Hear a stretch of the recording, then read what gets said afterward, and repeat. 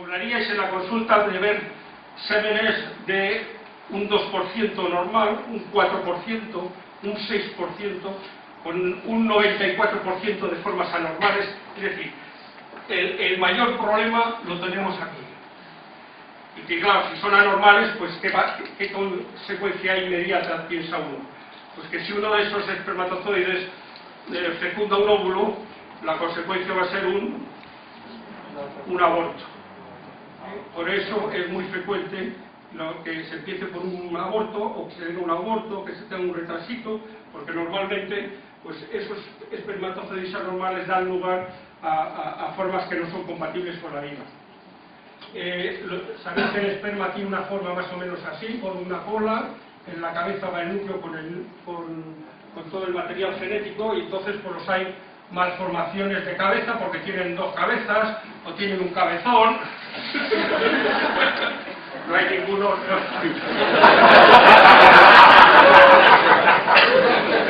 O pueden tener dos colas o varias colas, quiere decir que todo eso son factores que interfieren con la fertilidad. Muy consecuencias prácticas de esto, pues las hay muy interesantes.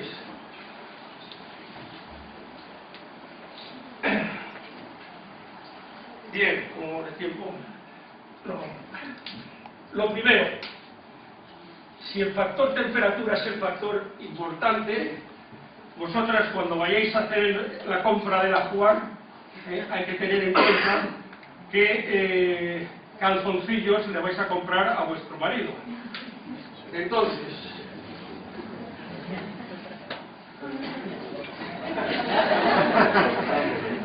estos prohibidos, o los que sean más mini, los recomendables son estos, holgaditos, no hay que marcar ningún paquete, hay que poner además un cierto punto de interés en la tela, que sean siempre de algodón. La idea es que permitan la transpiración de la piel y que efectivamente no peguen el paquete testicular contra el cuerpo. Por la misma razón se duerme sin calzones, que todos dormís con calzones, y eso es fatal. ¿Por qué? Pues porque eso significa que durante las 24 horas del día tenéis sin ventilar el paquete, y eso es muy importante para que no se produzca disminución de la función. Si os reís, pero esto es la realidad. Cada vez que viene alguien a la consulta, pues le pregunto esto y todo lo hacen mal. Para que ya por lo menos para que vosotros sepáis de qué van tema. Se duermen, los hombres duermen siempre desnudos de cintura para abajo. Ni calzoncillos, ni pantalón de pijama, ni despijama aunque haga frío. Se calienta con las piernas de la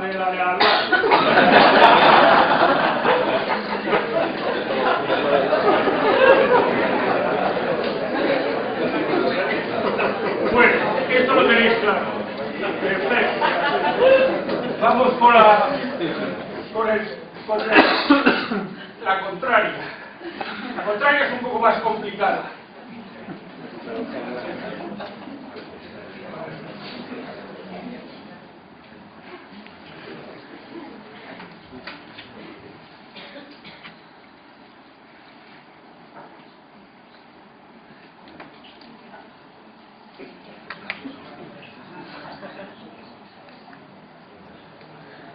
Eso es media mujer. Bien. Vulva, vagina, cuello, cuerpo del útero, trompa y ovario. Normalmente son 2 trompas y 2 ovarios. Una sola vagina, un solo cuello, un solo útero. Normalmente.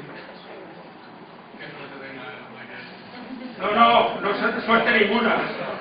Tengo en este momento una embarazada con 2 vaginas, 2 cuellos, 2 úteros, con un niño en cada uno.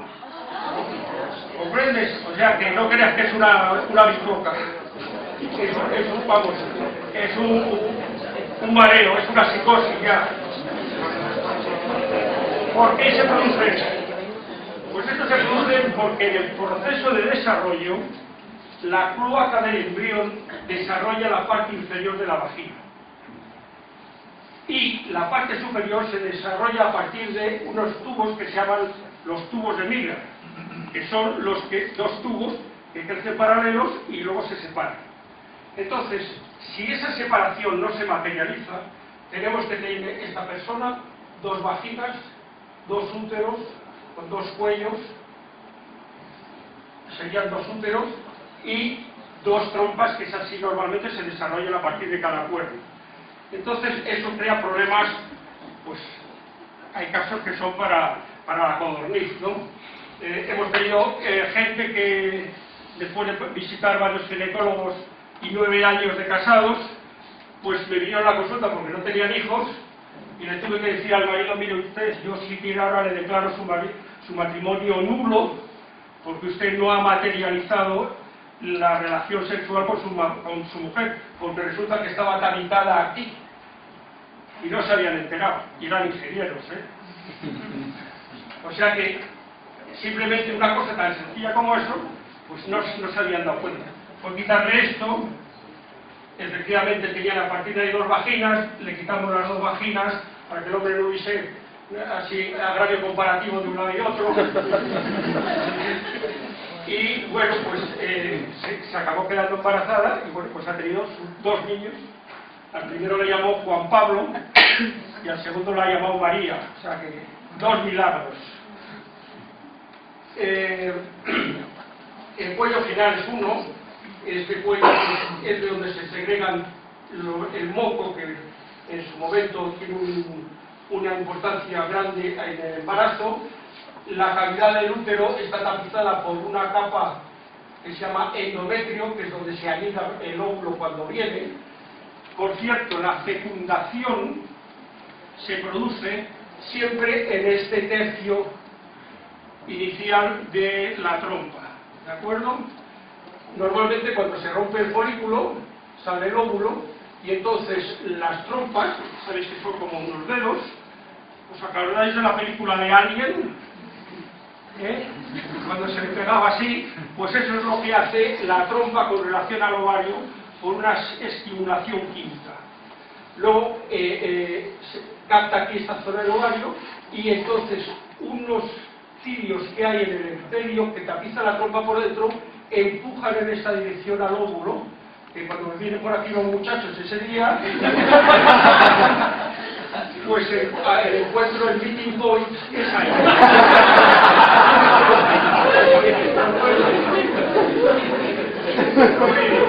Entonces se produce la fecundación. El transporte dura aproximadamente una semana y al llegar a la semana, es decir, estamos hablando de 3 semanas después del primer día de la última regla, todavía no ha habido falta, se produce aquí la implantación, ¿de acuerdo? Esto es importante que lo entendáis para que luego entendáis cómo funcionan los mecanismos distintos que interfieren con esto. Así. Vamos a ver, vamos a hablar de edad. ¿Quién sabe cuánto dura un espermatozoide? Si tirase faroles. ¿Cuánto? Nada.